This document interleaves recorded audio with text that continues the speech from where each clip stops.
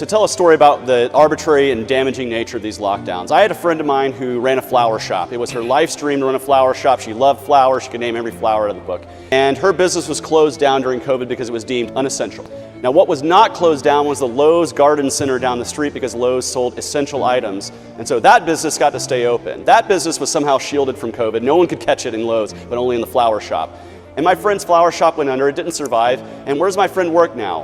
At the Garden Center at Lowe's. She works for the big man now because they were allowed to stay open. They were allowed to keep their businesses going. And the last thing I want to say is Dr. Stein said we need to get big pharma out of the FDA. We need to get the FDA out of our government. We do not need an FDA. Now, when it comes to poisoning air and water, I agree with you. We need to have clean air and clean water. When a company poisons a community, they should be able to sue a company without any tort caps. Let a citizen jury bankrupt the polluters. That'll be a free market incentive to make sure it's never happening again. But what we don't want to do is we don't want to put that in the hands of bureaucrats to say, we can only allow this much poison in our water or that much poison in our air. Hold companies accountable, sue them, take them to court, have a citizen jury bankrupt these companies. But when we remove tort caps, because right now, when they pollute, they get a slap on the wrist. And who created those caps on torts? The government. Because of the debt and deficit spending of our government, that is what creates inflation. When the government prints trillions of dollars out of thin air, it devalues the dollar that is in your wallet. That devalues the dollars that you take to the grocery store to fill up the grocery cart, the dollars you use to pay for your rent, the dollars you use to run your business. And it's time for that to stop.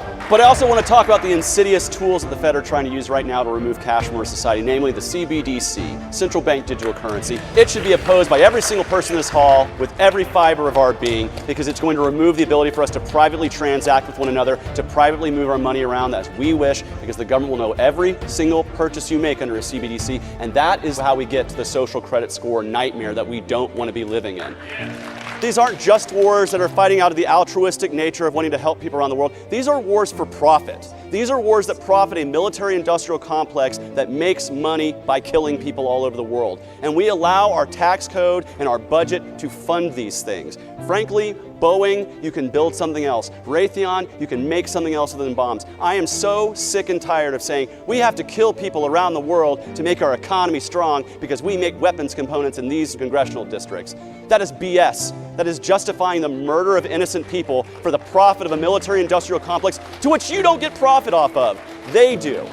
And so if we want a foreign policy that's rooted in peace, we have to examine first why we're not having that. And it's because we have a military-industrial complex that makes the money off of the death, makes the money off of the misery. And I can think no more unjust, disgusting way to make money than to do it by killing innocent people around the world.